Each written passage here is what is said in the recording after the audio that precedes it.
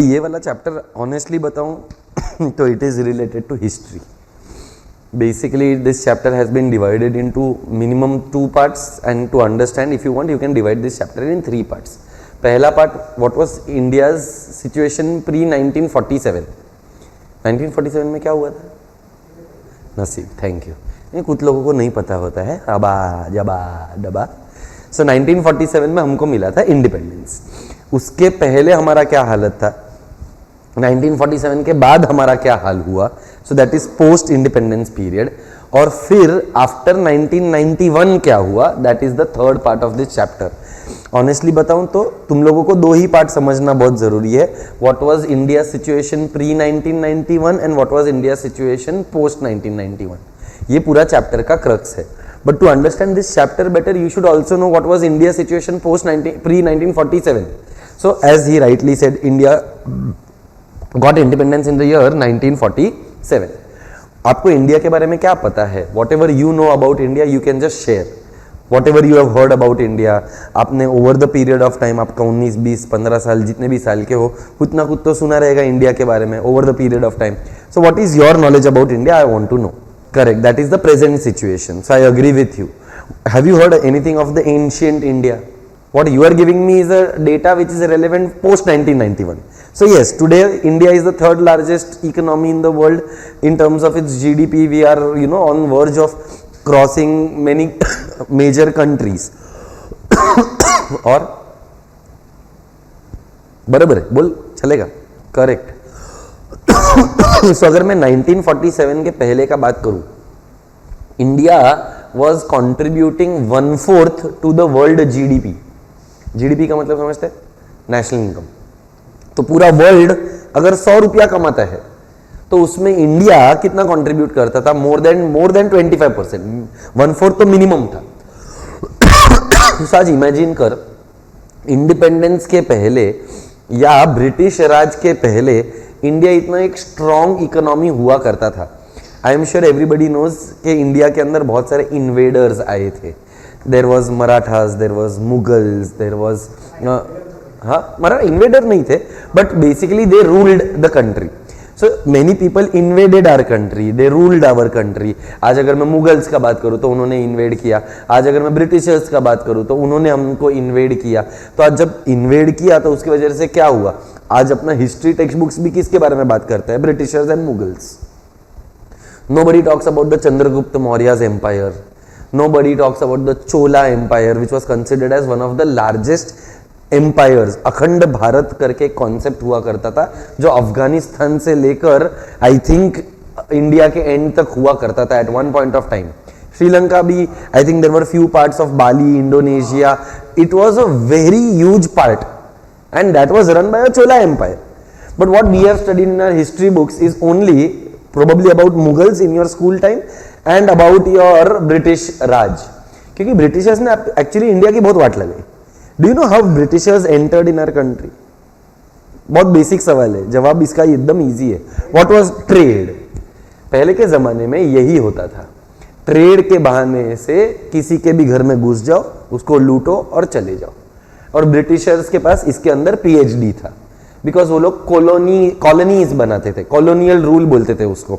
सो Britishers India के अंदर आए कैसे थे? ट्रेड के जरिए से. और ट्रेड के लिए कौन सा कंपनी ओपन किया? परफेक्ट. सो एक ईस्ट इंडिया कंपनी था. वो लोग ने बोला हमको तो तुम्हारे साथ सिर्फ ट्रेड ही करने का है, हम ट्रेड के पर्पज से इंडिया में आ रहे हैं और हम आपके साथ ट्रेड करेंगे. अब ईस्ट इंडिया कंपनी आ तो गया. India was the largest manufacturer of clothes, कपड़े वगैरह, spices, agricultural goods, handicrafts. We were very popular. अब हैंडीक्राफ्ट्स का प्रोडक्ट अपना पॉपुलर था, पर ब्रिटिशर्स को मशीन मेड गुड्स बेचना था क्योंकि उनके पास टेक्नोलॉजी था, अपने पास आर्टिसियंस थे. तो उन्होंने क्या किया, धीरे धीरे इंडिया में इन्वेड हो गए और इंडिया के अंदर मशीनरी को इन्वॉल्व करना शुरू कर दिया. Now from being the largest exporter of finish goods, India became the largest importers of raw material. तू समझा मैं ये जो लाइन बोला वो क्या है? From being a largest exporter, हम क्या करते थे? एक्सपोर्ट. क्या एक्सपोर्ट करते थे? Finish goods. इंडिया को ब्रिटिशर्स ने या ईस्ट इंडिया कंपनी के ने क्या बना डाला, largest importer of raw material, क्योंकि आज ब्रिटिश के पास मार्केट भी नहीं था। अच्छा, ब्रिटिश मतलब कहने से यूके, यूनाइटेड किंगडम के अंदर जो थोड़ा बहुत एरिया है वो, अब उनका पॉपुलेशन है इतना सा, तो आज जो उनको गुड्स बनाने थे उनके लिए उनके पास मार्केट अवेलेबल नहीं था। जितने लोग थे उन्होंने तो ऑलरेडी खरीद लिया, तो वो लोग क्या करते थे, अलग अलग जगह पर जाकर कॉलोनी बनाते थे और उस कॉलोनी में जाकर अपना माल बेच कर आते थे। इंडिया को भी उन्होंने अपना एक कॉलोनी बना डाला जहां we were the exporter of finish goods but unfortunately we became the importer of raw material. उन्होंने हमको डिपेंडेंट कर दिया उनके प्रोडक्ट्स के ऊपर। तो इमेजिन कर, अपन जब एक्सपोर्ट करते हैं तो एक्सपोर्ट से अपने को रेवेन्यू जनरेट होता है, तो अपन हैंडीक्राफ्ट गुड्स जो हुआ करते थे उसको एक्सपोर्ट करते थे and it was one of the most premium products that India used to sell in the world. आज क्या हुआ, ब्रिटिश गवर्नमेंट ने हमारे एक्सपोर्ट्स के ऊपर टैक्स लगाना शुरू किया। कभी सुना है एक्सपोर्ट के ऊपर टैक्स? बहुत रेयर होता है। जनरली टैक्स एक्सपोर्ट पे लगता है कि इंपोर्ट पे लगता है? I hope you understand what is export and what is import. Export का मतलब क्या होता है, money which is coming in के money which is going out.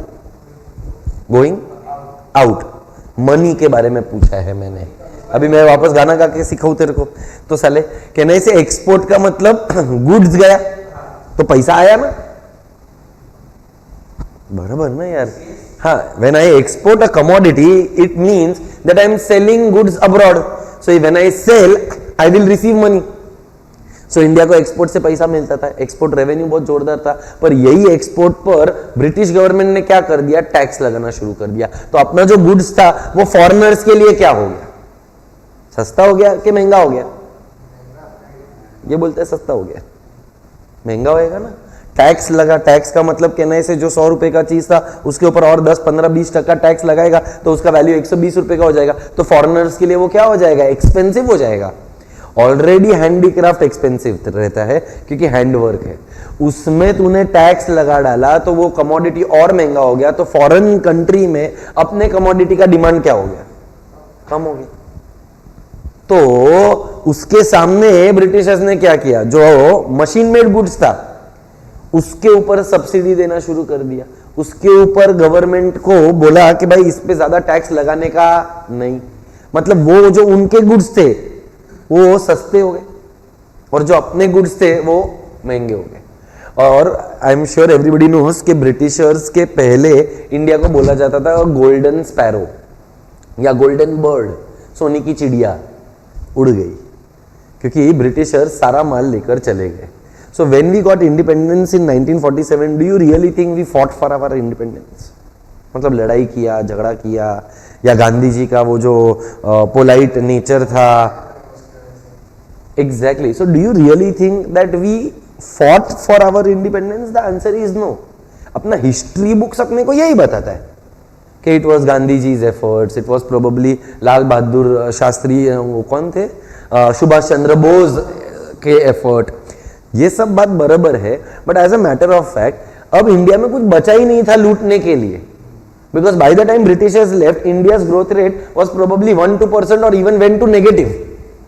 पहले अपन कितना कंट्रीब्यूट करते थे to the world economy, more than 1/4, 25%, and by the time Britishers left India used to contribute not even 1-2% to the world economy.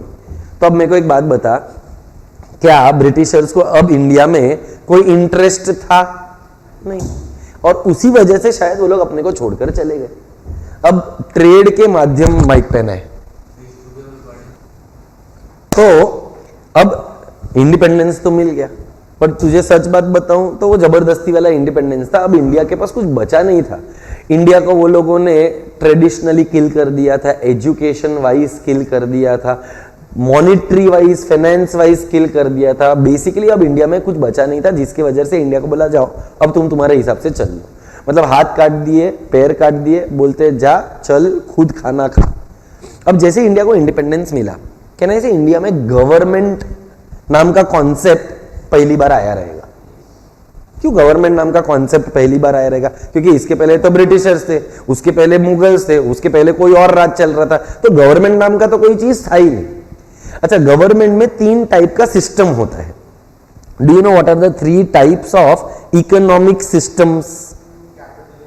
Perfect. एक है capitalist, एक है socialist और एक है मिक्स्ड।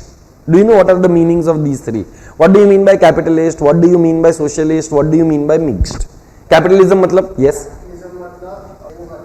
मतलब कहना है say that a capitalist economy में गवर्नमेंट का रोल कम होता है और प्राइवेट सेक्टर का रोल ज्यादा होता है। देखो और सिंप्लीफाई करके देता हूं, पब्लिक सेक्टर प्राइवेट सेक्टर होता है, public sector is owned by the government, private sector is owned by the private individuals.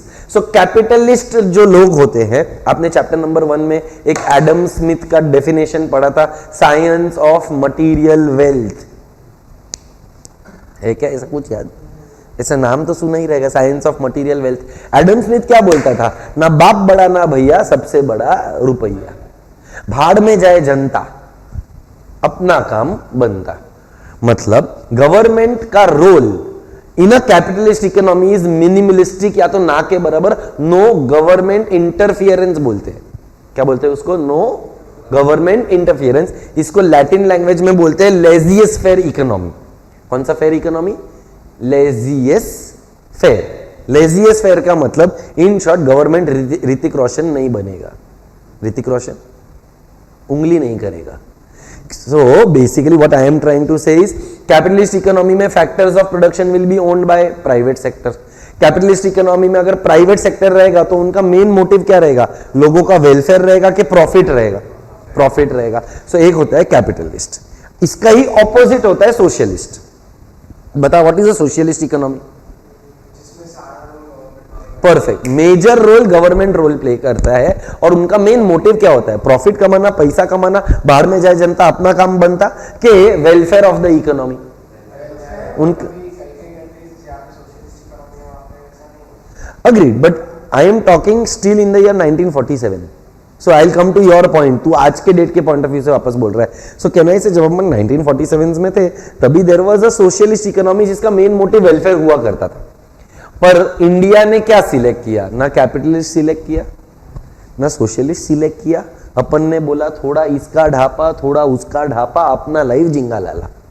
मतलब अपन ने चूज किया दोनों, best of both the worlds. क्या बोला अपन ने? Best of both the worlds. मतलब कैपिटलिज्म भी लिया, सोशलिस्ट भी लिया, और हमने अपने आप को क्या करार किया? As a mixed economy. अब मिक्स्ड इकोनॉमी तो बन गए।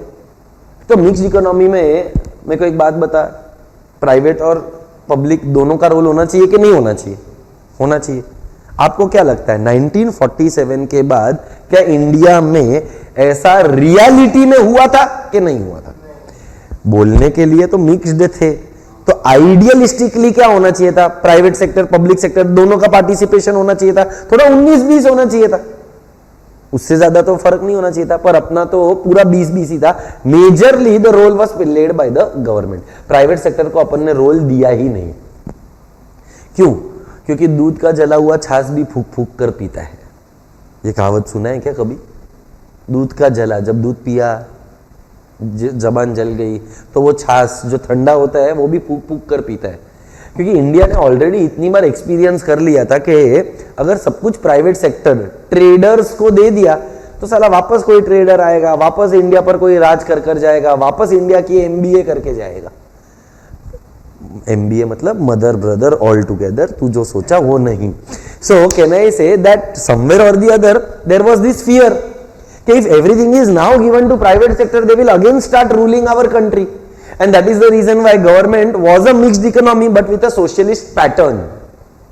Line बोल तो क्या बोला? Government was a India was a mixed economy but with a मतलब मेजरली सारा कंट्रोल किसके हाथ में दे दिया था? गवर्नमेंट। अब अपना ऑब्वियस सा बात है, इंडिया ज्यादातर कौन से सेक्टर पर फोकस करता था? एग्रीकल्चर। बिकॉज अपने बहुत सारे इकोनॉमिस्ट लोग, बहुत सारे पॉलिटिशियन लोग बोलकर गए थे जय जवान जय किसान। दो ही चीज चल रही थी अपने कंट्री में, एक जवान और एक किसान। क्यों जवान? क्योंकि पाकिस्तान की माँ बहन करनी थी, और दूसरा कहना से किसान बिकॉज वही अपने को खाना खिलाता था। अच्छा, उसमें भी अगर मैं पार्टीशन के बारे में बात करूँ, I still don't understand why was India divided into such odd manner. जैसे कि अगर तुमको पता रहेगा देश एक पर भाग हुए थे 3, अभी तू बोलेगा आयला 2 ही थे। हाँ, ऐसे टेक्निकली 2 बट तू फिजिकली देखेगा तो 3, इंडिया एंड पाकिस्तान, पाकिस्तान को भी दो टुकड़े में तोड़ा था। ये बहुत कम लोगों को शायद पता है। तो एक था वेस्ट पाकिस्तान, एक था ईस्ट पाकिस्तान, जो प्रेजेंट डे में बांग्लादेश है। और ये लॉजिक मेरे को आज तक समझ में ही नहीं आया कि एक देश पर फ्रेगमेंटेड, कंट्री एक ही है तो एक साथ डिवाइड करो ना। तुमने इधर पाकिस्तान दिया, इधर इंडिया दिया, इधर वापस पाकिस्तान दिया। So many a times people could not understand why was this division made like that. अगर आपको पता रहेगा तो डिवीजन के अंदर the major role which was played was by one Mahatma Gandhi ji, second उधर का एक आदमी था जिसका जिन्ना जी। अब ये लोगों ने मिलकर, अभी ऐसा भी माना जाता है, एक थियोरी है, कितना सच कितना झूठ मुझे नहीं पता है, बट थियोरी बताता हूं। थियोरी ऐसा था कि at one point of time they wanted कि यहां पर वेस्ट पाकिस्तान रहेगा, यहां पर ईस्ट पाकिस्तान रहेगा, they will connect it via roadway and Airways, और एक पॉइंट ऑफ टाइम पर ये लोग इंडिया पर अटैक करेंगे, सो दैट यहां से वेस्ट पाकिस्तान अटैक करेगा, यहां से ईस्ट पाकिस्तान करेगा, यहां पर रोड बना हुआ है, अपन सेंट्रल इंडिया को भी अटैक कर सकते हैं, और जो ऊपर का नॉर्थ इंडिया है उसको भी अटैक कर सकते हैं। चाइना तो अपने अगेंस्ट ऑलरेडी था ही। 1965 if I am not wrong, India had fought a war with 62 was with China, 65 was with Pakistan. So 1962 में we had already fought a war with China. So planning शायद ऐसा था कि पूरे India को बर्बाद करके छोड़ना है, और फिर अपन ने इवेंचुअली पाकिस्तान के साथ वॉर लड़कर बांग्लादेश को आजादी दी। इट इज लाइक बेगानी शादी में अब्दुल्ला दीवाना। मतलब तू इमेजिन कर, India fought a war with Pakistan for freedom of Bangladesh, but that was very important.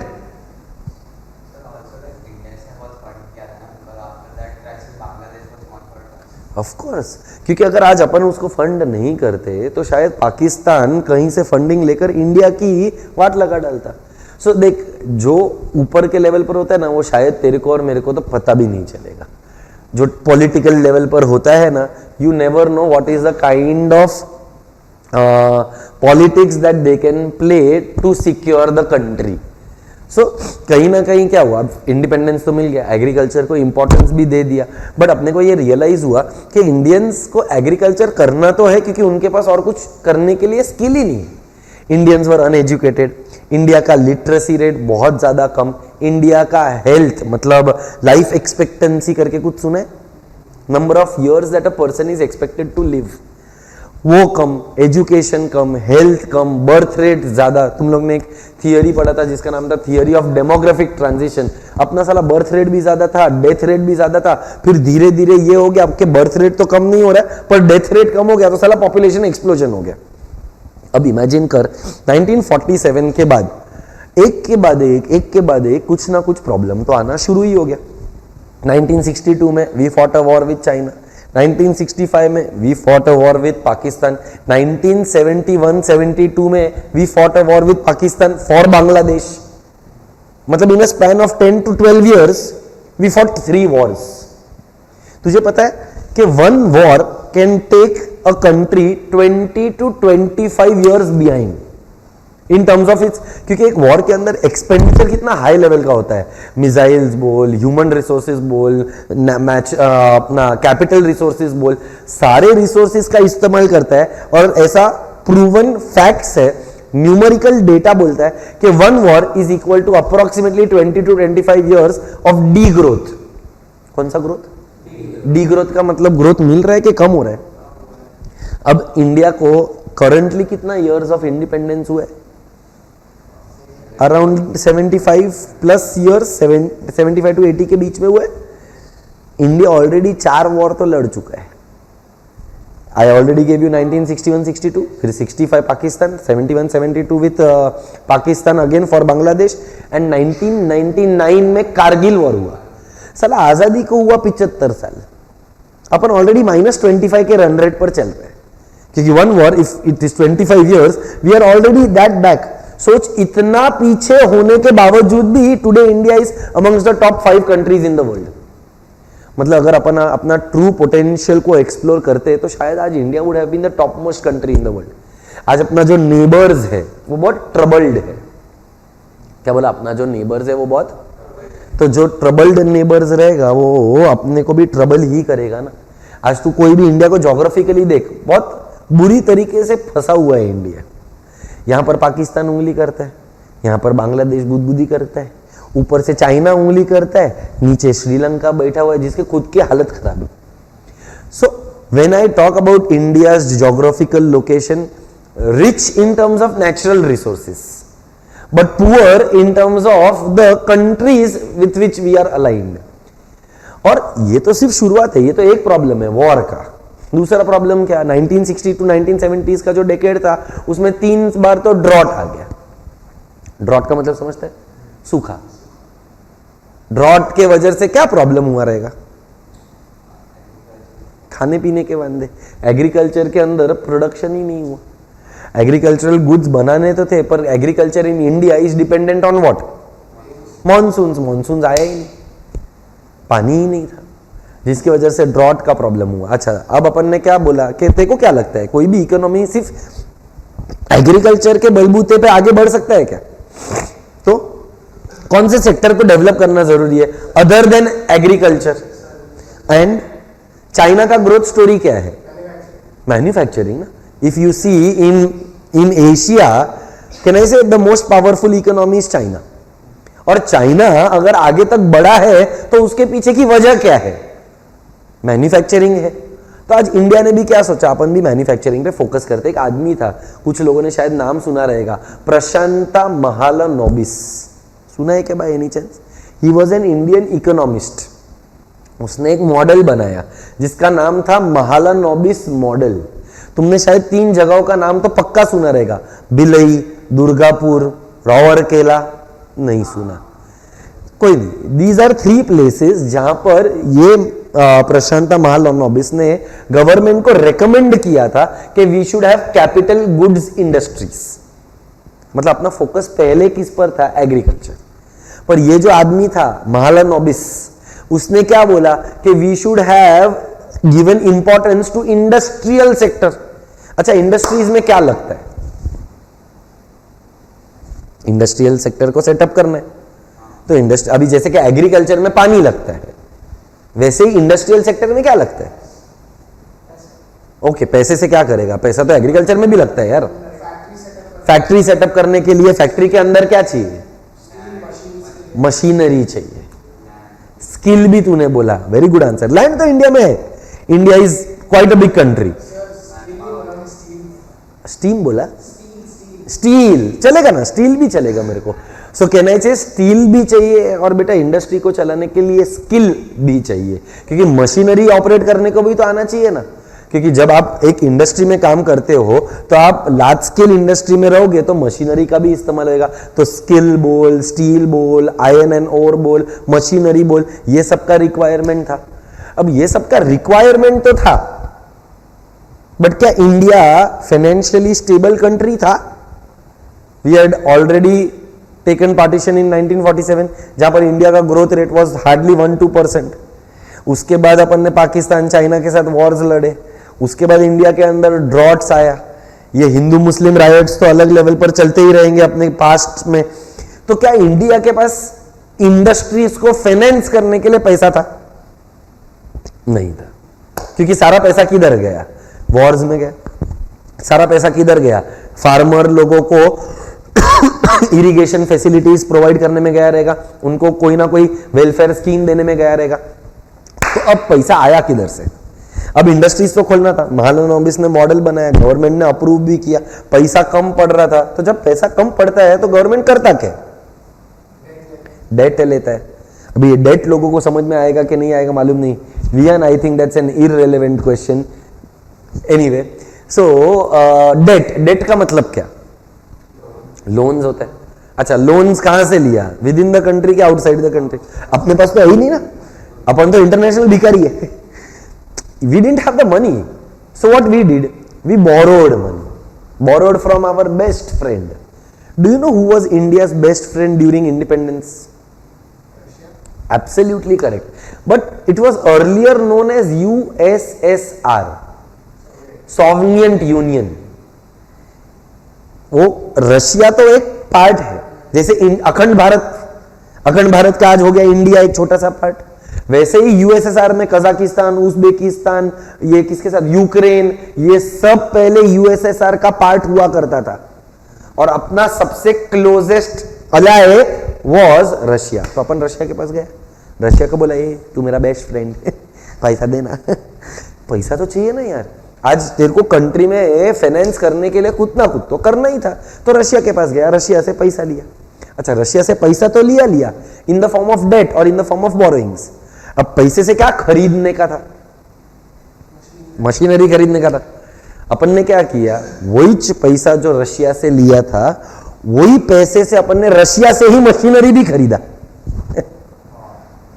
That is not a problem, that is still okay, but I hope you realise हमने Russia से पैसा लिया, हमने रशिया को पैसा दिया, पर फिर भी लोन तो अभी रीपेबल बाकी है, क्योंकि जो पैसा हमने दिया उससे हमने क्या खरीदा, मशीनरी। अब मशीनरी खरीद कर उसको इंडिया में सेटअप किया। अब तू मुझे बता, तू मेरा भले ही कितना भी अच्छा दोस्त हो, बोल आगे का मैं क्या तेरे को लगता है क्या बोलेगा, मैं कितना भी अच्छा दोस्त हो, देख पैसे की बात आती है ना तो अच्छे अच्छे दोस्ती टूट जाती है।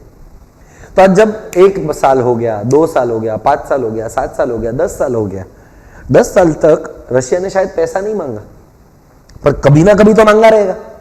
अब रशिया ने जब वो लोन का पैसा वापस मांगा तो तेरे को क्या लगता है, what is an ideal way to repay the loan?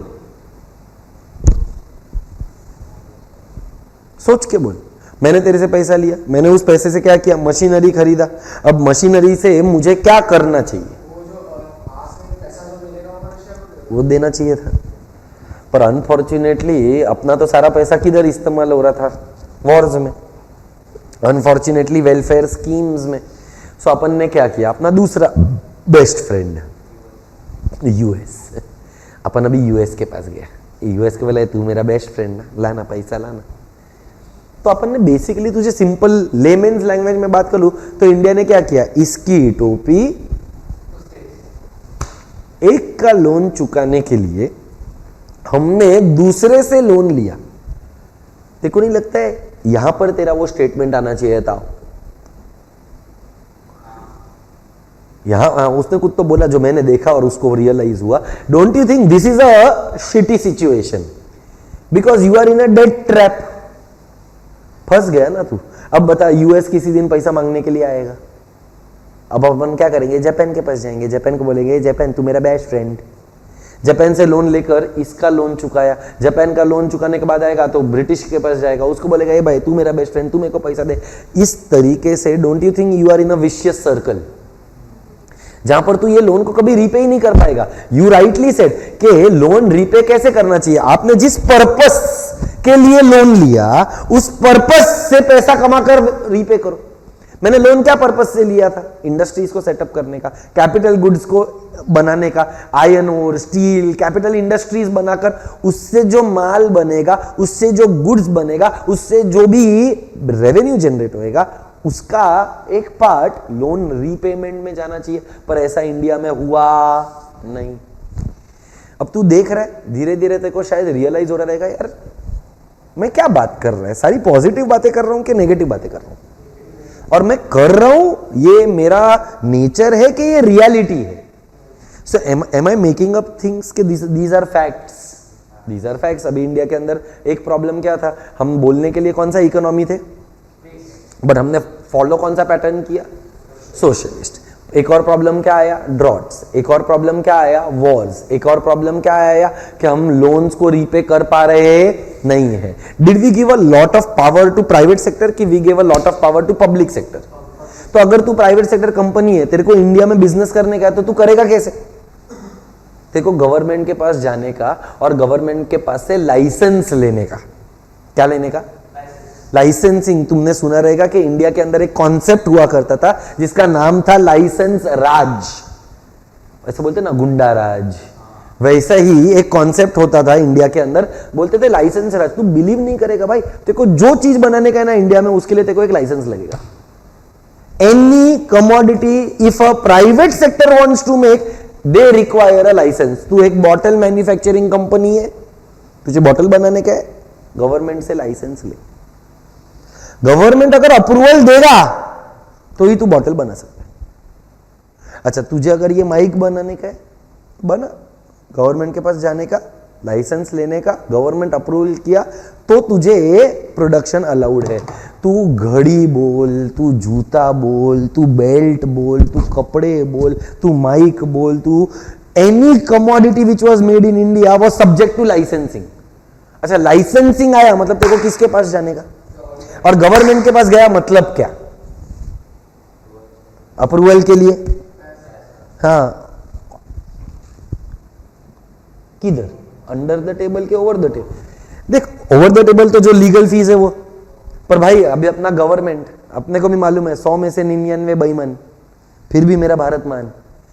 अगर बेईमान रहेगा, गवर्नमेंट में जाएगा, तेरे को क्या लगता है ये जो लाइसेंसिंग का प्रोसीजर है, तू गया गवर्नमेंट के पास, बोला गवर्नमेंट मेरे को है ना ऐसा कुछ कपड़ा बनाने का है, हाँ गवर्नमेंट जा जा बेटा बना ले। Is it in a snap of a finger that you get a licence? It takes years. I will give you a simple example. आज भी इंडिया में ड्राइविंग लाइसेंस बनाने के लिए 1.5-2 महीना लगता है। ड्राइविंग लाइसेंस, तुझे अगर कोई चीज मैन्युफैक्चर करने का रहेगा तो गवर्नमेंट तो तेरे को वो रूला डालेगा। अच्छा, गवर्नमेंट में पेपर वर्क ज्यादा होता है, ये डिपार्टमेंट में जाओ, वो डिपार्टमेंट में जाओ, ये अप्रूवल लाओ, वो अप्रूवल लाओ। गवर्नमेंट का टाइमिंग्स होता है 9:30 से लेकर 4:30 या 9 से लेकर 5। उसमें भी जब वो 9 बजे आते हैं तभी टी ब्रेक होता है, 9:30 बजे वॉशरूम ब्रेक होता है, 10 बजे चिट चैट ब्रेक होता है, 11 बजे नैप ब्रेक होता है, 12 बजे लंच ब्रेक होता है, 1 बजे वापस गॉसिप ब्रेक होता है। साला वो लोग काम कब करते हैं? I hope you all are aware कि इंडिया के अंदर जो गवर्नमेंट का है, कोई गया कभी गवर्नमेंट बैंक के अंदर? अब हाँ, तू देख, मतलब तेरे को रियलाइज नहीं होएगा उधर तेरे को कितना टाइम चला जाएगा, पूरा दिन निकल जाएगा पर तेरा काम नहीं होएगा। आज के डेट में तो मैं तेरे को अभी भी बता रहा है, we are in a much better situation, क्योंकि आज के डेट में online banking, internet banking, mobile banking, तेरे पास बहुत सारा सर्विसेज है। बैंक्स, एसबीआई भी, आज तुझे अगर दर्द लग रहा है तू सोच 1970s 1980s में कितना पेन रहा रहेगा, क्योंकि तभी तो और कोई प्राइवेट सेक्टर बैंक भी नहीं था। अच्छा, अगर था भी तो उसको गवर्नमेंट का अप्रूवल लेना पड़ता था। What is your opinion about foreign goods? Do you think India के अंदर foreign technology, foreign goods, foreign capital was allowed to enter कि इट वॉज रेस्ट्रिक्टेड? क्यों? क्योंकि अपना तो ऑलरेडी ब्रिटिशर्स से खौफ था ना। तो अपने कंट्री के अंदर ना फॉरेन टेक्नोलॉजी अलाउड, ना फॉरेन का कैपिटल अलाउड, ना फॉरेन का गुड्स अलाउड। जब हम गुड्स को इंपोर्ट करते हैं तो उस पर लगता है कस्टम्स ड्यूटी। क्या बोला? जब हम गुड्स को इंपोर्ट करते हैं तो उस पर क्या लगता है? इंडिया के अंदर can you guess what would have been the percentage of customs duty? Tax लगता है। टैक्स का हाईएस्ट परसेंटेज तेरे को क्या लगता है? 100, which is too less. Yes, it used to be 360%. 360% import duty था। इसका एग्जाम्पल, सपोज करें एक टीवी 25,000 का है, इंडिया में नहीं बनता है, बाहर के कंट्री में बन रहा है। सो अगर मैं एक इंडियन होकर वो टीवी को इंपोर्ट करना चाहता है, 25,000 के टीवी पर आई वुड हैव टू पे 75,000 रुपीज का टैक्स।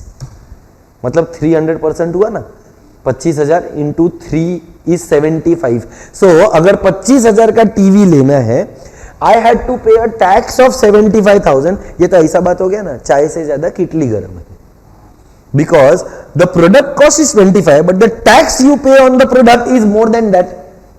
आज भी इंडिया के अंदर जो कस्टम्स ड्यूटी है वो कट डाउन करके 10% पर लेकर आए, एक्सेप्ट ऑन लग्जूरियस गुड्स जैसे कि Lamborghini Urs. If I am not wrong, Lamborghini Urs पे अभी भी 100% से लेकर 120, लैम्बोर्गिनी मतलब एक कार है लैम्बोर्गिनी उरुस, रोहित शर्मा के पास और Kartik Aaryan, I think these are the 2 people who definitely have these cars। 100% सिर्फ इन्हीं गुड्स पर लगता है। अब तू मुझे बता कि तू अगर इंडियन है और तेरे को 300% इंपोर्ट ड्यूटी भरना पड़े, तू एनकरेज्ड है कि तू डिस्करेज्ड है? तो बेसिकली इंडिया का पॉलिसी क्या था? It was an inward looking policy. क्या बोला, क्या वर्ड यूज किया मैंने, इनवर्ड, मतलब देश के अंदर ही करो जो भी करना है। एक होता है इनवर्ड, एक होता है आउटवर्ड। इंडिया अभी तक आउटवर्ड हुआ, इंडिया अभी भी देश के अंदर ही जो भी करना था करना चाहता था। अब तू सोच, अपने कंट्री के अंदर कस्टम्स ड्यूटी ज्यादा, इनकम टैक्स ज्यादा। एक और प्रॉब्लम हमने क्या फेस किया था, वॉर्स का। फिर हमने क्या प्रॉब्लम फेस किया था, लोन्स का, डेट ट्रैप में फंस गए थे। वो छोड़, international crisis will have a impact on India, yes और no? Earlier there was a country called as Kuwait, Iraq, Iran. तीनों कंट्रीज के बारे में सुने? ये तीनों कंट्रीज में एक चीज बहुत कॉमन है, they are rich in what? So Iraq, Iran, Kuwait, साला तेल का तो मालदार पार्टी। अब इनके बीच में हो गया झगड़ा, because there were disputes relating to who will own that oil. So होता है ना बॉर्डर रिलेटेड इश्यूज। अभी इराक, ईरान, कुवैत ये सब बॉर्डर लाइन पर ही आसपास ही है। कुवैत बोलता है ये मेरा कुआं, ईरान बोलता है ये मेरा कुआं, ईरान बोलता है ये मेरा कुआं। इस कुएं के चक्कर के अंदर ये तीनों कंट्रीज ने वॉर लड़ा। उसमें यूएस ने आग में घी डाला, मतलब यूएस ने फाइनेंस किया उनको फॉर मटेरियल, क्योंकि यूएस क्या करता है, हर बार यही करता है। यूएस का काम ही क्या है, दो देशों के बीच में आग लगाओ, दो देशों के बीच में लड़ाई करवाओ, तो ही तो उसका डिफेंस का माल बिकेगा। बेगानी शादी में अब्दुल्ला दीवाना यूएस भी होता है। अब तूने एक पिक्चर भी देखा था, एयरलिफ्ट। सो Airlift movie, if you see, there was a war, जिसके क्राइसिस की वजह से many Indians wanted to come back from that country to India. अब तू मुझे सोचकर बता, you have given few good answers, तू थोड़ा सोचेगा तो इसका भी आंसर आएगा। अब इराक, ईरान, कुवैत जो ऑयल रिच कंट्रीज है, अगर उसमें वॉर हुआ तो what will be the impact?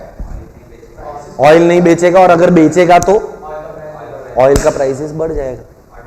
अच्छा, ऑयल का प्राइसेस मस्त है, excellent, you killed it, you hit the nail on its head. Oil का प्राइसेस बढ़ा, ऑयल का प्राइसेस बढ़ने के वजह से ट्रांसपोर्टेशन एक्सपेंसिव हो गया, जिसके वजह से ओवरऑल ट्रांसपोर्टेशन एक्सपेंसिव हो गया, तो सारे गुड्स एंड सर्विसेज भी एक्सपेंसिव हो गए। इसका मतलब देश के अंदर रिसेशन के inflation, when the prices of commodities है उन देश में जिसमें वॉर चल रहा था वहां पर रिसेशन। पर अपने कंट्री के अंदर तो भाव महंगा हो गया ना। जो ऑयल अपने को फॉर एग्जांपल 10 रुपए में मिल रहा था, अब वही ऑयल अपने को 15 रुपए में मिलेगा, तो देश के अंदर महंगाई बढ़ गई। इन्फ्लेशन इन इंडिया वाज 18% इन 1991, 18%। अभी तू सोचता रहेगा सर 18 ही तो है। घर पे जाना, घर पे अगर तूने बहुत बार ये ऑब्जर्व किया रहेगा कि मम्मी बोलती रहेगी कि नींबू 5 रुपए का एक मिल रहा है। जब नींबू 4 रुपए के 5 रुपया हो जाता है ना, तो भी अपना हार्ट बीट ऐसा ऊपर नीचे होता है। अभी समर सीजन आएगा ना, so things will start becoming expensive. जैसे कि नींबू एक्सपेंसिव हो जाएगा, कोथंबीर को अपन क्या बोलते हैं, कोरिएंडर। अब अगर जब प्राइसेस 2, 5, 7% से बढ़ जाता है ना, तो अपने को तकलीफ होता है। इंडिया के अंदर आज के डेट में इन्फ्लेशन 7.5% के आसपास चल रहा है, फिर भी रोग रो रहे हैं। तू सोच 1991 में अपना इन्फ्लेशन 18% था। We were the world's second largest indebted country in the world. Indebted मतलब लोन लिया। अच्छा, लोन लेने में कोई प्रॉब्लम है क्या? अपन तो सेकेंड ही थे ना, फर्स्ट तो चाइना था। फिर भी इंडिया में प्रॉब्लम था, क्यों? क्योंकि लोन लेना प्रॉब्लम नहीं है, प्रॉब्लम क्या है? दे नहीं पाना, रीपे नहीं कर पाना। देना मतलब लोन देना हो गया ना। फिर जो वादा किया वो निभाना पड़ेगा। तो लोन लेना प्रॉब्लम नहीं है, लोन को चुकाना या चुका ना पाना एक प्रॉब्लम है। Do you agree with me? So India was in a situation where Japan, Russia, USA, Britain, सबको अपन ने बोला तू तो मेरा बेस्ट फ्रेंड, पैसा देना। अब धीरे धीरे सबको पता चल गया, आईचा गावात येड़ा बना रहे रे, सबसे पैसा लिया और किसी को पैसा दे रहा। वर्ल्ड में 2 ऑर्गेनाइजेशंस है, एक का नाम है वर्ल्ड बैंक, एक का नाम है IMF, इंटरनेशनल मॉनेटरी फंड। इन दोनों organisations which work at global level black listed India. बोलते हैं इस देश को पैसा नहीं देने का, होता सबके पास है, देता कोई नहीं है। क्योंकि इंडिया ने सबसे लोन तो लिया पर किसी को लोन चुकाया। World bank, IMF and all the other countries of the world realized that India does not have the ability to repay the loan. We became second largest indebted country in the world, 18% inflation. We had foreign exchange reserves which were sufficient only for 3 weeks. Do we require foreign exchange reserves? Acha, what is a foreign exchange? Correct. So anything other than Indian currency is a foreign exchange. Rupees is domestic currency. क्या बोला? Rupees is domestic currency. So anything other than domestic currency is called as a foreign currency. उसका reserves रखना पड़ता है, क्योंकि जब मैं US से माल खरीदेगा तो अपना गांधी बापू तो नहीं दे पाएगा, उसको बेंजामिन फ्रैंकलिन लगेगा. So मेरे पास foreign exchange reserves were sufficient for only 2 to 3 weeks. $1 billion. इसका मतलब क्या हुआ मालूम है तेरे को? कि within a matter of 3 weeks India would have been bankrupt. मतलब अगर इंडिया में कोई गुड्स एंड सर्विसेज नहीं बन रहे और पूरी तरीके से बाहर के देश पर डिपेंडेंट होना पड़ता तो हम 3 हफ्ते के अंदर कंगाल हो जाते.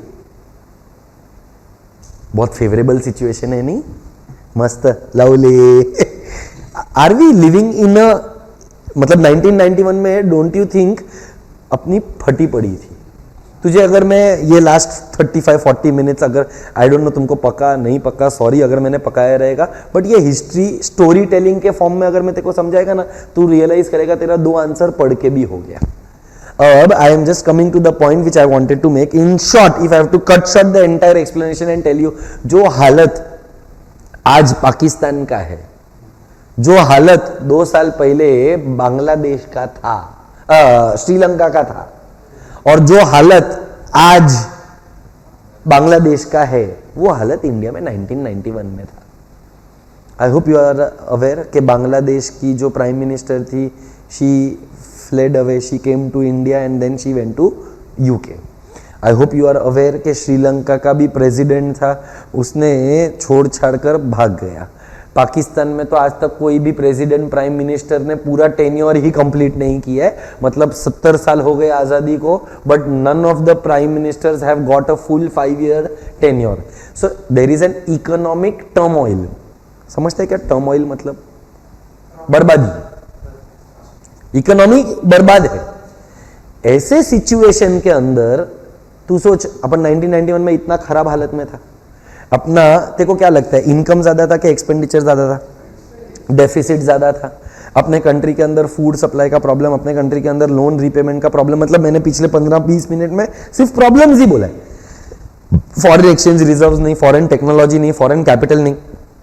पब्लिक सेक्टर को ज्यादा इंपॉर्टेंस दे दिया, पर पब्लिक सेक्टर मस्त मजे में काम करता है, लेथार्जिकली काम करता है. लाइसेंसिंग नाम का एक कॉन्सेप्ट बताया जहां पर कंपल्सरी लाइसेंस लगेगा. वो छोड़, देयर वाज रिजर्वेशन. सुना है रिजर्वेशन? तुम लोग ने तो कॉलेज में फील किया रहेगा ना, कोटा. वैसे ही रिजर्व, तू जो पढ़ रहा है वो अलग है. रिजर्वेशन मतलब all the companies were reserve for public sector. Reserving a company for public sector.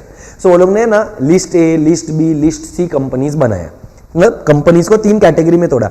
जो भी लीस्ट इंपॉर्टेंट था वो प्राइवेट सेक्टर को दे दिया, जो भी मोस्ट इंपॉर्टेंट था वो खुद के पास रखा, और बोला ये रिजर्व्ड है. मतलब आज तेरे को सिंपल भाषा में बोलूं, आज के डेट में क्या इंडिया में एटॉमिक एनर्जी में कोई प्राइवेट सेक्टर वाला काम कर सकता है? Reserved for public sector. ये आज के डेट में 2 ही कंपनीज है, एक एटॉमिक और एक रेलवेज. 1991 आज के डेट में defence is given to private sector. हाँ, foreign investors are also allowed, forget about domestic investors. So बहुत टाइम पहले, जब तू 1991 का बात कर रहा है, 1991 तभी ये 3 कंपनीज था, railways, atomic energy and defence.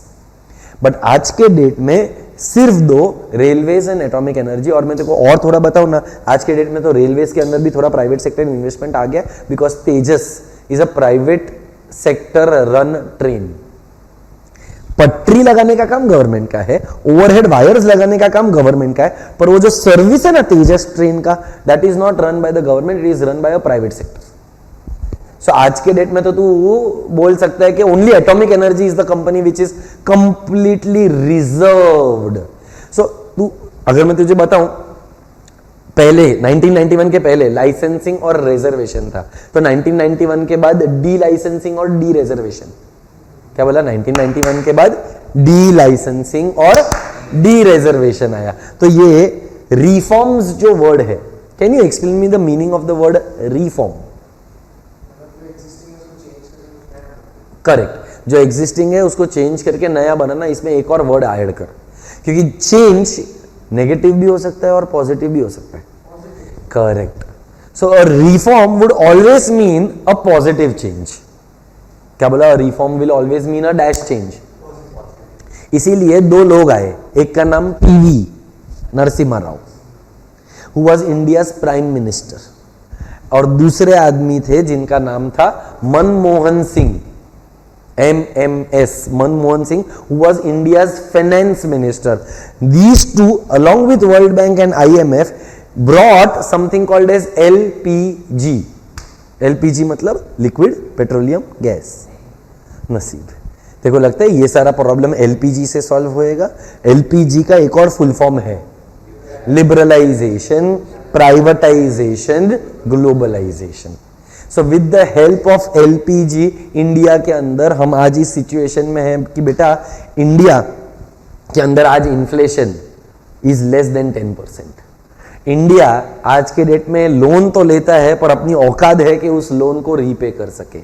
India के अंदर फॉरेन एक्सचेंज रिजर्व्स, तुझे याद रहेगा तो मैंने बोला था how many weeks, 2 to 3 weeks. How many billion dollars? $1 billion.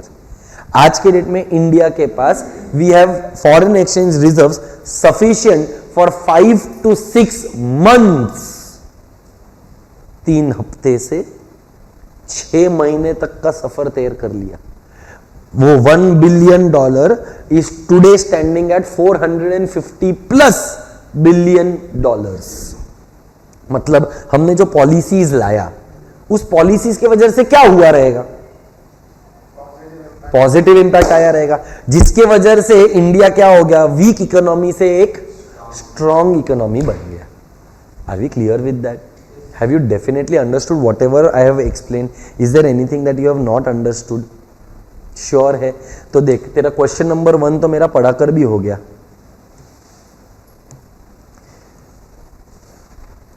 Question number 1, what are the main objectives? देखो 8 पॉइंट दिखते रहेंगे. दिखा क्या?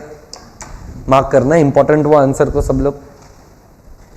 Vihaan, Dharmveer, Tanvi and Ranveer, if there is anything which I can help you with, do let me know. I get it. You can let me know in chat box if there is anything that you want me to explain again. I can definitely help you. Chat box will be always open to solve your doubts. So you can just post a message in the chat box. I will ensure that your relevant doubts are cleared. चल, so coming to the 8 points which are there. चल, सब बताऊंगा तुझे बाद में. चल, पहला point क्या लिखा है? To plunge the Indian economy into the arena of globalization. Plunge का मतलब jump into, dive into. मतलब हम लोग 1991 के पहले ग्लोबलाइज्ड नहीं थे. 1991 के बाद पॉलिसी आ गया LPG, जिसमें G stands for globalization. So we wanted to dive, we wanted to jump into the scenario of globalization. Any doubt over here? Next, second point क्या है? To bring down the rate of, क्या ये मैंने already मेरे explanation में cover कर लिया. Next point देख, to correct the disequilibrium in the balance of, अभी बैलेंस ऑफ पेमेंट भी तेरे को ये वर्ड यूज नहीं किया पर मैंने एक्सप्लेन किया, चाहिए तो लिख दे. Statement of import and export. Balance of payment का मतलब statement of import and export.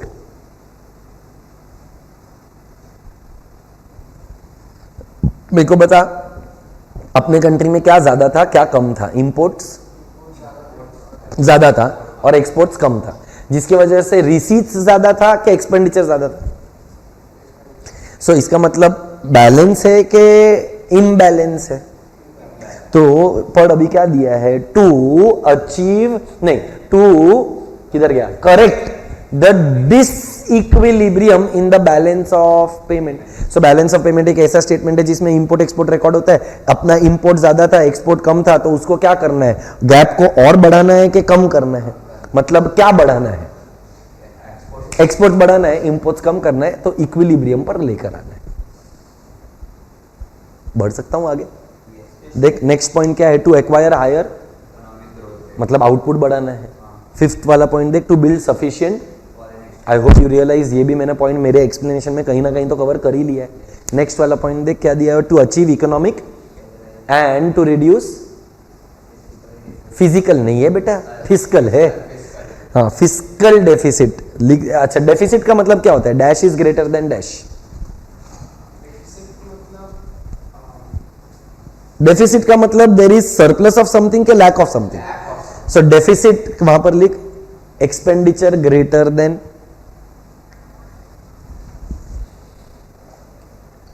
आइला और लोग आ गए, पर अचानक से लोग बढ़ गए। तेरा नाम वीर है ना, अच्छा गावात तुझे जैनम बन के आया ना तू,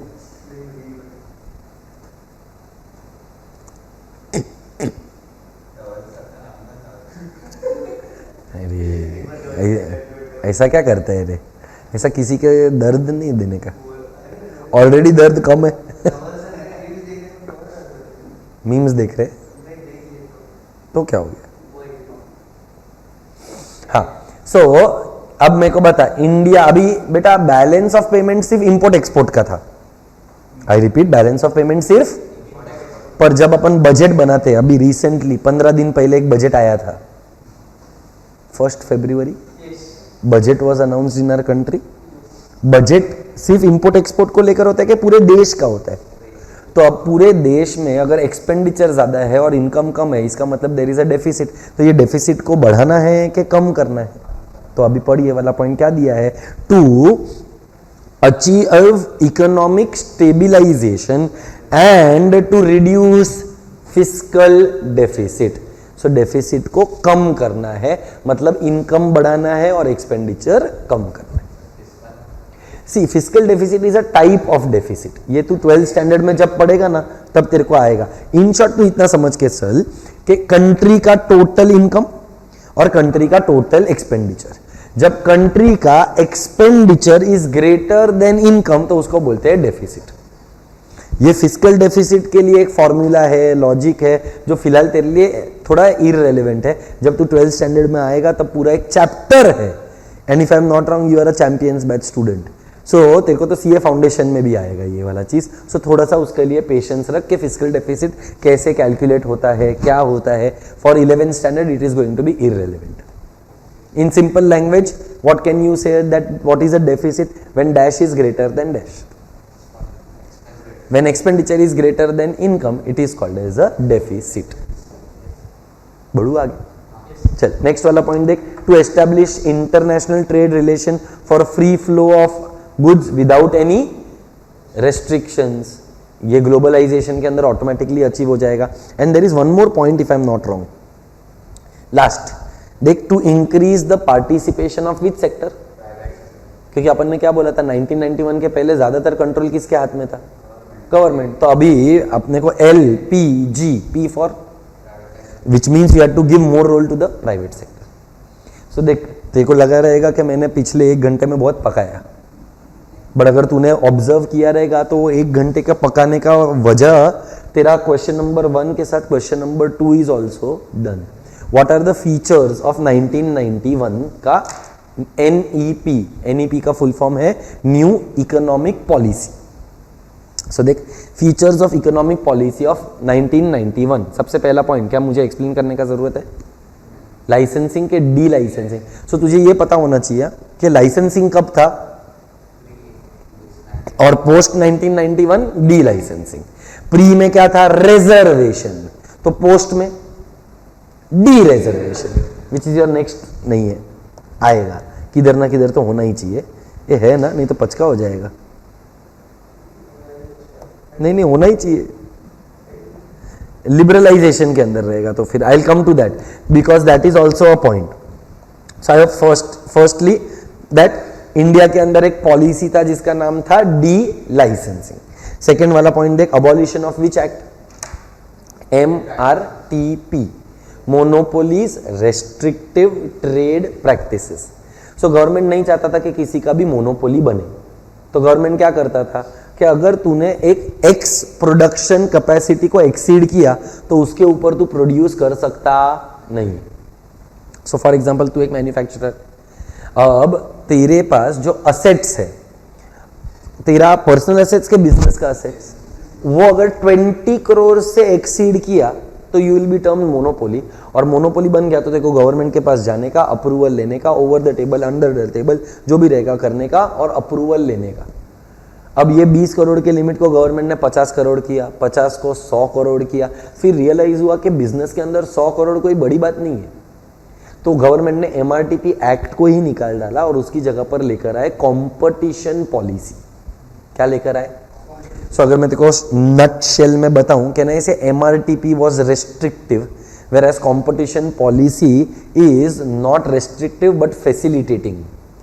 नाम में ही देखना MRTP, monopolies restrictive trade practices.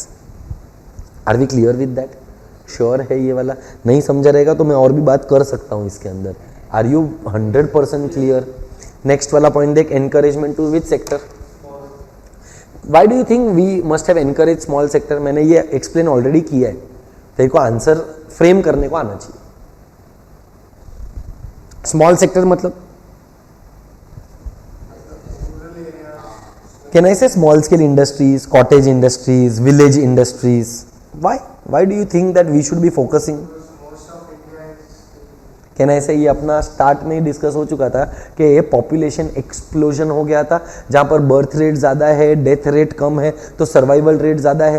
तो अगर ज़्यादातर लोगों को एम्प्लॉयमेंट अपॉर्चुनिटी प्रोवाइड करना है तो स्मॉल स्केल सेक्टर को एनकरेज करना पड़ेगा कि नहीं करना पड़ेगा?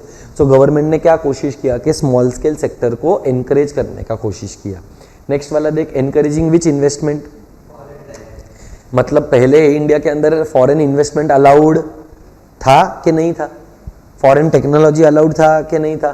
फॉरेन बैंक्स अलाउड था कि नहीं था? क्या आज के डेट में ये सब अलाउड है? सो देख फोर्थ वाला पॉइंट एंड फिफ्थ वाला पॉइंट, एनकरेजिंग फॉरेन इन्वेस्टमेंट. देख आ गया मेरा point, reducing the role of, मतलब कहना इसे there was earlier reservation policy जिसकी वजह से पब्लिक सेक्टर का रोल ज्यादा था. भले ही वो लोग ने डी रिजर्वेशन वर्ड यूज नहीं किया बट मीनिंग तो सेम ही है. सो अब एक आया reducing the role of public sector. Next वाला पॉइंट देख, there was trade liberalisation. What do you mean by liberalisation? Liberal का मतलब क्या होता है? एग्जैक्टली फ्रीडम देना. पहले बहुत सारा रेस्ट्रिक्शन था, उसमें से एक रेस्ट्रिक्शन मैंने बात भी किया था, import duty, customs duty was 360%, जो आज के डेट में अपन ने कम करके कितना कर दिया है? 10%. सो ट्रेड को हमने क्या कर दिया? लिबरलाइज. इंपोर्ट करना है करो, एक्सपोर्ट करना है करो, गवर्नमेंट का कोई रेगुलेशंस नहीं आएगा. एक एक्ट था जिसका नाम था फेरा, सुना नहीं है? चैप्टर पढ़ा रहेगा तो आगे आता है ये चैप्टर में, फॉरेन एक्सचेंज रेगुलेशन एक्ट. क्या नाम था एक्ट का? वो एक्ट को अपन ने अबॉलिश कर दिया, उसकी जगह पर नया एक्ट लेकर आए, FEMA, foreign exchange management act. तूने एक चैप्टर नंबर 4 और 5 में पढ़ा था, special economic zone. Special economic zones are created so that goods are produced at a lower cost and then they are exported. ऐसे ही इंडिया के अंदर SEZ, मुंबई के अंदर भी एक SEZ है, SEEPZ, Santacruz export processing zone. SEEPZ नहीं सुना बेटा? इधर सैंटा क्रूज में सीप्स नाम का जगह है. गूगल बाबा की जय. सीप्स के नाम पर कितना सारा बस वगैरह भी है. टाइप नहीं हुआ ये. सो देख, सीप्स दिखा, special economic zone in India करके. वो कोई और रहेगा, जान दे उसको. ये देख, ओपन करूं कि दिख रहा है? Santa cruise electronic export processing zone. So basically Santa cruise में एक एरिया है जिधर एक एक्सपोर्ट प्रोसेसिंग जोन बना और उस एक्सपोर्ट प्रोसेसिंग जोन में क्या बन रहा है, इलेक्ट्रॉनिक आइटम्स बन रहा है, इसीलिए नाम बन गया SEEPZ, Santacruz electronic export processing zone. It is situated in Andheri east area, जहां पर it is subjected to liberal economic laws as compared to rest of the India to promote rapid economic growth using tax business incentives to attract foreign investment. तू सिर्फ ये पढ़ा ना तो तेरा आधा आंसर हो गया. फॉरेन इन्वेस्टमेंट का बात आ गया, इकोनॉमिक ग्रोथ का बात आ गया, लिबरलाइज्ड पॉलिसीज का बात आ गया, स्पेशल इकोनॉमिक जोन. ऐसा भी ये स्पेशल इकोनॉमिक जोन है. वैसे ही इंडिया के अंदर गवर्नमेंट ने लॉन्च किया AEZ. Do you know what is an AEZ? Agro export zones. तो एग्रो एक्सपोर्ट जोन का मतलब क्या रहेगा? सोच, नॉर्मल बेसिक्स थिंकिंग है, नहीं आया. Agricultural production which is meant for exporting goods was an agro agro export zone. So देख वो पॉइंट के अंदर अंडरलाइन कर. To encourage agricultural exports. And the last 2 points, reforms in insurance sector and reforms in financial sector. बेटा insurance, India के अंदर 1991 के पहले एक ही कंपनी था, LIC. जीवन के साथ भी, जीवन के बाद भी. तेरे को लगता है आज के डेट में इंडिया में सिर्फ एक ही कंपनी है जो इंश्योरेंस बेचता है, कि देयर आर मल्टीपल कंपनीज? आज के नए से LIC भी है, टाटा कैपिटल भी है, ING वैजिया भी है. ऐसा बहुत सारा कंपनीज है जो सेल करता है इंश्योरेंस को. सो इंडिया के अंदर क्या था, पहले एक ही कंपनी हुआ करता था. अच्छा, LIC भी किसके कंट्रोल में था? मतलब कहना है से पब्लिक सेक्टर यूनिट ही था. आज के डेट में सिर्फ पब्लिक नहीं है, प्राइवेट सेक्टर भी है. Do you know which who regulates insurance companies? LIC आया रहेगा दिल के अंदर, गलत है, वहां पर लिख IRDA दिया है वो लोग ने, अंडरलाइन कर. Insurance regulatory development authority. अच्छा, मैं तेरे को सिंप्लीफाई करके देता हूं. सारे बैंक्स का हेड कौन? RBI. स्टॉक मार्केट्स का बाप कौन? वैसे ही इंश्योरेंस कंपनीज का हेड कौन? IRDA. अब लोगों को क्या लगता है मालूम है, इंश्योरेंस कंपनीज का हेड LIC है. गलत है.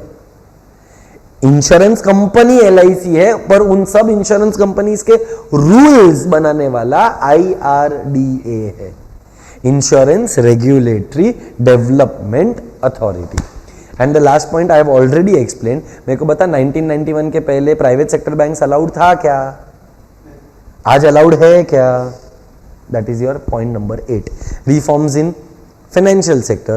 Earlier only cooperative banks and public sector banks were permitted to do banking business, but in present world not only private banks but even foreign banks are allowed. जैसे कि HSBC, इसमें कितने को गाली दिया? हाँ, HSBC, Hong Kong Shanghai bank corporation, HSBC, that is the full form of HSBC.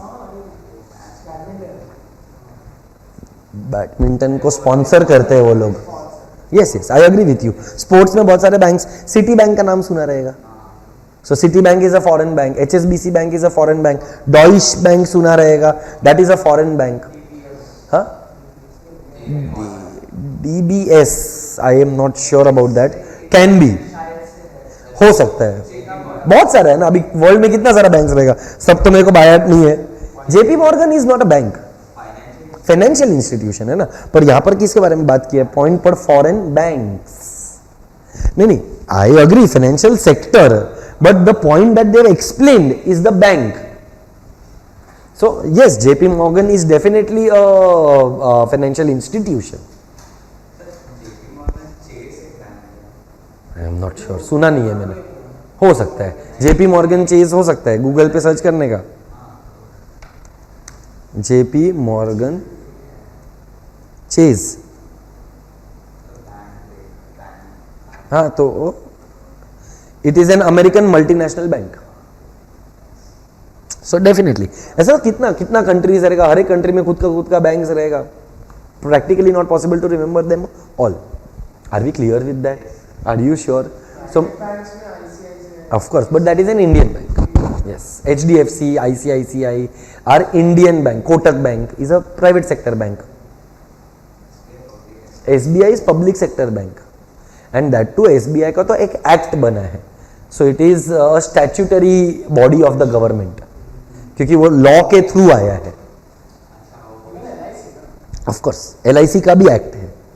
So these are two companies which are statutory in nature.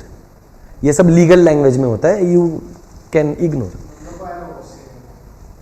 OCM में तो तुम लोग को टाइप्स ऑफ बैंक्स भी आएगा. Cooperative bank, commercial bank, private sector bank, public sector bank, cooperative का types है, आएगा 12th में, सब आएगा. Anyway, so I am giving you 10 minutes of your time. I want these two answers to be done. Since I have taught the entire thing again, I have the right to ask you questions on that. Revision होता तो मैं नहीं पूछता, but मैंने revision के हिसाब से पढ़ाया नहीं है. मैंने पूरा वैसे पढ़ाया है जैसे कोई डिटेल में पढ़ाता है वैसे. हाँ, पता नहीं ये मतलब इट्स ओके. देख, इसके लिए मैंने क्या किया, इररिस्पेक्टिव कैसा हुआ कैसा नहीं हुआ, मैंने रिवीजन के फॉर्म में पढ़ाया भी नहीं है. तो इसके पहले देखेगा ना, तो मैंने पूरे एक लेक्चर में एक एक चैप्टर खत्म कर दिया, जैसे कि अनएम्प्लॉयमेंट, क्योंकि उनको वो रिवीजन चाहिए था. इसने मुझे बोला था कि सर ये वाला चैप्टर मुझे कुछ भी नहीं समझा है, तो आई जस्ट कवर्ड 2 आंसर्स. मेरे एक्सप्लेनेशन में rest 3 answers are also covered, but I am not doing that in today's class. That we can do it in tomorrow's class. I want you to complete these 2 answers right now in the classroom. ए, मेरा नाम प्रीतेश वीरा है रे. वो नीरव मेहता भी वो ऐसा लिख दिया वो लोग ने, पर वो नीरव मेहता सर भी अपने ही है, टेंशन मत लो. मेरा नाम प्रीतेश वीरा है. Alright, 10 minutes, no nonsense. I want that answer to be done. क्या बोल रहे? नहीं, I use to be in central, Mulund and Ghatkopar. Yes.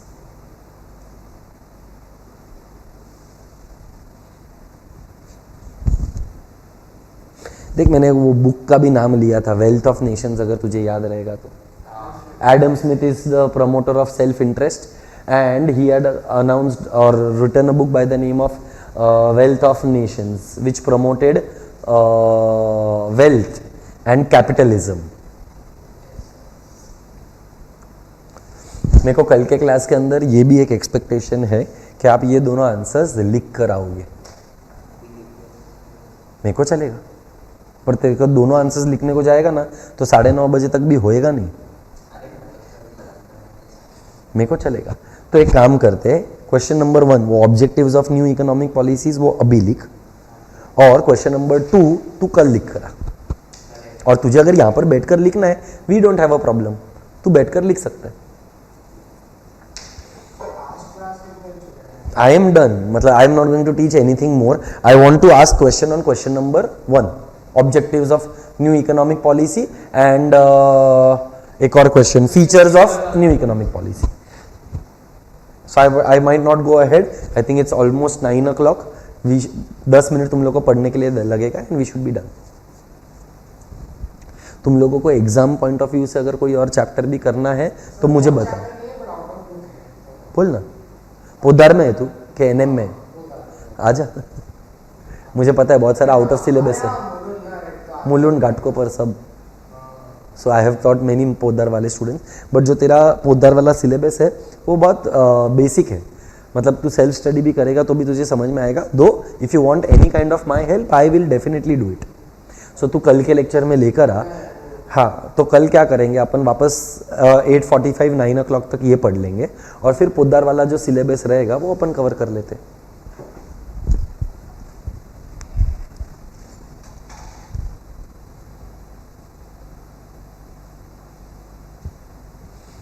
Vihaan, Dharmveer, Tanvi and Ranveer, I hope we all are clear.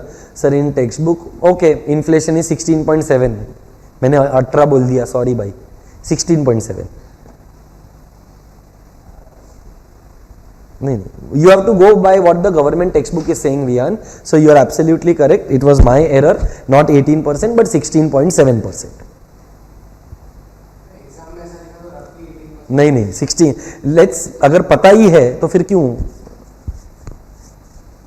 जब वो लोग ने क्लियर कट दिया है सो 16.7, तो तू रफली 16-17% लिख, 18 मत लिख, गलत हो जाएगा ना वो। फिर वो मैम तेरे से बोल सकती है ना कि बेटा 16.7 है, तू एक बार 16 लिखता, एक बार 17 लिखता, मैं समझ, तू 18 क्यों लिख। फिर तू बोलता नहीं हमको हमारे सर ने पढ़ाया, नहीं तुम्हारे सर ने वर्बल एरर किया था, 16.7 रखो उसको। सर क्लास में टेस्ट कब से चालू होंगे, तेरा पढ़ाई हुआ है तो कल ले लेता हूं। So I think positively by the next week Dharmveer.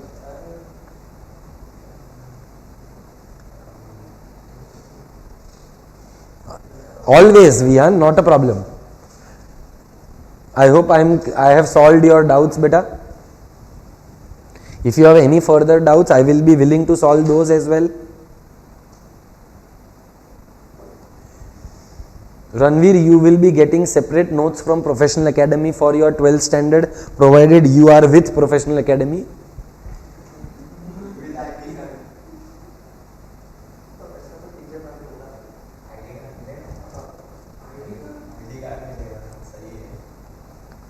हाँ मिल तो सकते हैं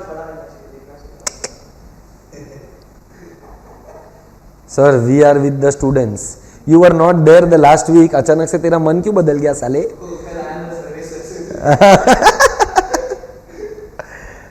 Vihaan, are the text books ready? If yes, can we have a look? बेटा 12th standard I think is a couple of months away, so the books are in the making. I don't think so they are under printing right now. Free का offer था ना। अबे साले पैसा लेता तो तू आता नहीं, फ्री में दिया फिर भी नहीं आया, सोच।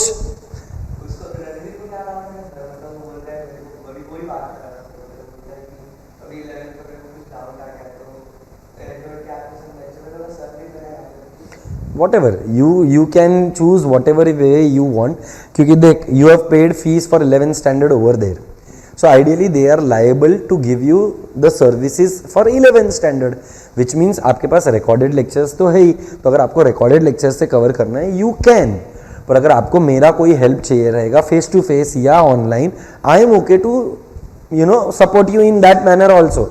The choice is yours. तुमको जैसा जमता है. If you are comfortable with the recorded lectures, go with recorded lectures. If you are not that comfortable, you want me to help you, ask me, I will help you. That is the reason why we have kept these revision lectures also, no? Because Borivali mein, if I am not wrong, the entire syllabus was over for eco. समझ गए? धर्मवीर तू चूना लगा रहे हैं बेटा. Deficit का meaning मैंने लिखवाया था, लिख ले. When expenditure is greater then receipts.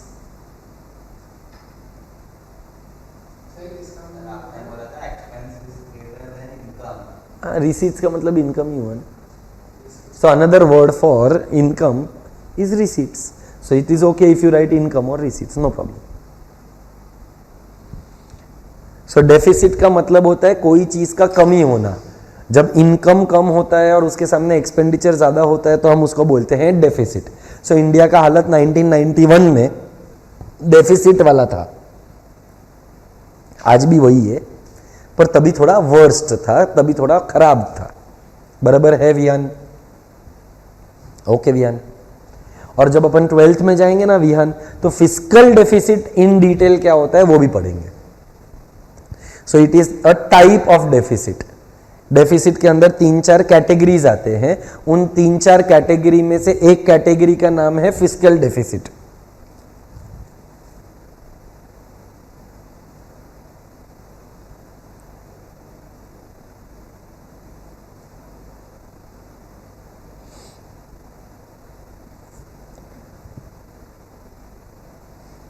तो मेरा तुम लोग से वापस कल के लिए भी ये एक छोटा सा रिक्वेस्ट रहेगा, इफ़ पॉसिबल बाकी का जो पार्ट है वो एक बार रिवाइज करके आओ, सो दैट उतना टाइम अपन बचा सके और दूसरी चीज़ों पे भी फोकस कर सके. क्योंकि हर एक को अलग अलग चैप्टर में कहीं ना कहीं डाउट्स रहेगा. किसी को अनएम्प्लॉयमेंट में रहेगा, किसी को पॉवर्टी में रहेगा, किसी को इकोनॉमिक प्लानिंग में हो सकता है, I don't know. So if you can just revise and come, it will save our 10 to 15 minutes of time.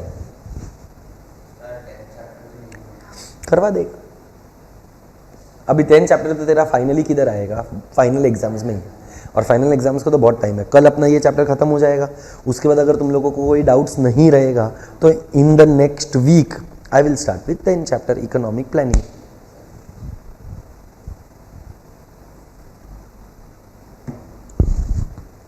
आठ का 8 हो गया, वो ऑब्जेक्टिव्स के बाकी है। एग्जाम में तो तेको सभी लिखना पड़ेगा, 4 मार्क के लिए आएगा तो 1 point is generally equal to half a mark. So basically अगर तू 8 याद करके जाएगा ना, तब जाके तेको 6 याद आएगा,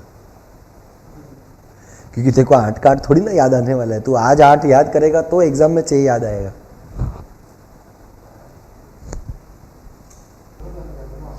अभी फिलहाल एक ही कर, क्योंकि होगा नहीं तेरे से दोनों। अगर तेरा वो हो गया एक तो you can relax.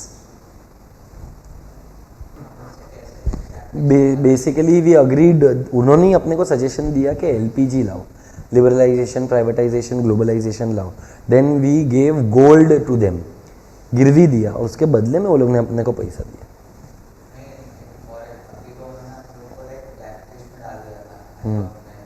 Correct, because we agreed to the terms and conditions no. They told कि ये सारे चेंजेस लाओ, ये सब पॉलिसीज में चेंजेस लेकर आओ, प्लस वो लोग ने हमसे गिरवी पर गोल्ड लिया। बोला ठीक है, अगर आपको पैसा चाहिए तो हम पैसा देंगे, पर उसके लिए आपको हमारे साथ गोल्ड रिजर्व्स रखना पड़ेगा। So we as India gave gold to IMF, world bank and the bank of England, and we got money from them in return. Of course, because we are बेटा आज we are the top 5 economies के अंदर आता है। That is not a problem, debt is high, US का तो सबसे ज्यादा है। प्रॉब्लम मैं तुझे वही समझाया मैंने लेक्चर में कि debt is not the problem, not able to repay the debt is the problem. So today is India is in a condition where India majorly repays its debt. उन्होंने अपना रेवेन्यू जनरेट कर लिया है, जिस purpose के लिए loan लेते उसी पर्पस से अपन लोन को रीपे कर देते। सो इंडिया का रेटिंग इंप्रूवाइज हो गया, इंडिया के अंदर पॉलिसीज बेटर हो गया, सिस्टम्स बेटर हो गया, जो ओवरऑल कंडीशंस है फेवरेबल हो गए, जिसकी वजह से आज भी इंडिया के ऊपर लोगों को आज पूरे वर्ल्ड में अगर कोई कंट्री सबसे ज्यादा ग्रो हो रहा है तो वो इंडिया है। The percentage of growth that India has, no other country has. We are growing at 8%, 6.5 to 8% के range, come but still higher than the other countries of the world. अच्छा, अपना कम क्यों है? क्योंकि रिसेशन चल रहा है all over the world. Recession is a downfall in an economic activity. जब इकोनॉमी के अंदर लोगों के पास पैसा नहीं है खरीदने के लिए, जिसकी वजह से लोग प्रोड्यूस नहीं करते, अनएम्प्लॉयमेंट बढ़ जाता है, प्राइसेस फॉल होने लग जाते हैं, जॉब्स अवेलेबल नहीं होते, ऐसे सिचुएशन को हम बोलते हैं रिसेशन। तूने एक कॉन्सेप्ट पढ़ा है जिसका नाम है बिजनेस साइकिल। बिजनेस साइकिल में होता है अप्स एंड डाउन्स। अप्स को हम बोलते हैं एक्सपेंशन, डाउन्स को हम बोलते हैं contraction. So recession is a part of contraction. Ups and downs होता है ना बिजनेस एक्टिविटी में। अब जब कोविड आया तो कोविड के टाइम पर इकोनॉमिक एक्टिविटीज बढ़ गई थी कि कम हो गई थी? तो ऐसा ही होता है, recessions can never be planned. अभी जैसे कि ग्लोबल सिचुएशन की वजह से रिसेशन है, हर कंट्री एक दूसरे की एमबीए कर रहा है। जैसे कि रशिया ने यूक्रेन का वाट लगाया, उधर फलस्तीन का वॉर चल रहा है, इराक ईरान के बीच में कुछ चल रहा है। So wars can lead to contractionary trend, scams can lead to contractionary trend. If one of the most powerful economy which is China and USA, if they are not growing, other economies के ऊपर globalization के वजह से there will be impact. Suppose कर India को export करना है पर यूएस वाला साला मांग ही नहीं रहा है गुड्स, तो कैसे इकोनॉमी ग्रो होएगा ना? सो बहुत मतलब business cycle is a very integral part of our economy and it is universal in nature.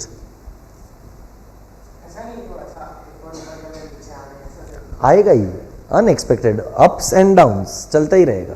सो आज इंडिया में अप्स तो आ ही रहा है, पर सोच अगर पाकिस्तान के साथ वॉर हो गया तो डाउन भी तो आ ही जाएगा।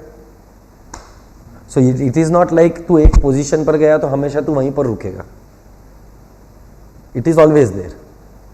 ऐसा कभी भी नहीं हो सकता है कि तू एक ही जगह पर रहेगा, फ्लक्चुएटिंग लेवल्स तो रहता ही है। सो डिजायर्ड है कि अपन मेंटेन करें, बट कोई इकोनॉमी के लिए वो मेंटेन कर पाना आज के डेट में तो बहुत टफ हो गया, because we are globalised, we are not independent, we are dependent. So अगर आज रशिया में कुछ होता है तो उसका इंपैक्ट इंडिया पर आता है, आज चाइना में कुछ होता है तो उसका इंपैक्ट डेफिनेटली पूरे वर्ल्ड पे आता है, क्योंकि चाइना मैन्युफैक्चरिंग में इन्वॉल्व है। सबसे चीपेस्ट मैन्युफैक्चरर वर्ल्ड का कौन है? चाइना है। स्कैम से ज़्यादा सीक्रेसी है, क्योंकि अभी जैसे कि इसने मेरे को बताया था कि सर सोशलिस्ट इकोनॉमी का मेन मोटिव वेलफेयर होना चाहिए, पर आज के डेट में ऐसा नहीं रहा है, विच इज़ ट्रू, बिकॉज आज के डेट में कोई भी इकोनॉमी प्योर सोशलिस्ट भी नहीं है, पैटर्न ही फॉलो करते हैं। हर एक इकोनॉमी आज के डेट में एक मिक्स्ड इकोनॉमी होता है और वो एक पैटर्न को फॉलो करता है। जैसे कि यूएस मिक्स्ड इकोनॉमी है, गवर्नमेंट भी है, प्राइवेट सेक्टर भी है, बट उनका मेजर फोकस प्राइवेट सेक्टर पे है। चाइना भी एक गवर्नमेंट भी है, प्राइवेट सेक्टर भी है, बट उनका major focus public sector units पे। So US is also mixed economy, China is also mixed economy, but with a socialist and capitalist pattern.